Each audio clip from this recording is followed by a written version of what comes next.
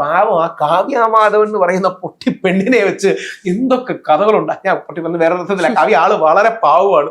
കാവ്യയോട് സംസാരിച്ചാലേ നമുക്ക് ആ innocence feel ചെയ്യും, നമുക്കൊരു വല്ലാത്ത ഇഷ്ടവും ഒരു അനിയത്തിയോടെന്ന് പോലെ ഒരു സഹോദരിയോടുള്ള ഇഷ്ടം ഫീൽ ചെയ്യും.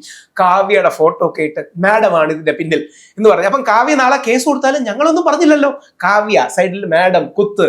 എനിക്കൊന്ന് ബബ്ബ എന്ന് പറഞ്ഞ ഫിലിമിലും ഇതുപോലെ ഒരുപാട് ട്രോള് രൂപത്തിലോ പല രീതിയിലും മാഡം എന്നുള്ളത് ഒരുപാട് തവണ റിപ്പീറ്റഡ് ആയിട്ട് ഇതൊക്കെ കഥകളായിരുന്നു. ആദ്യം കാവ്യ മാധവനാണെന്ന് പറഞ്ഞു, പിന്നീട് പാവം കാവ്യയുടെ അമ്മയാണ് ഇതിന്റെ പിന്നിലെന്ന് പറഞ്ഞു.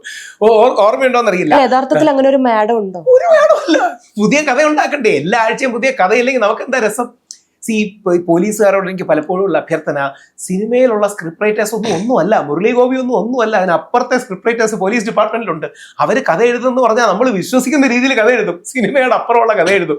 അതായത് മാഡം കാവ്യയാണ്, കാവ്യയുടെ അമ്മയാണ് മാഡം, വേങ്ങരയിലെ ഒരു നേതാവിന് 50 ലക്ഷം രൂപ കൊണ്ട് കൊടുത്തു.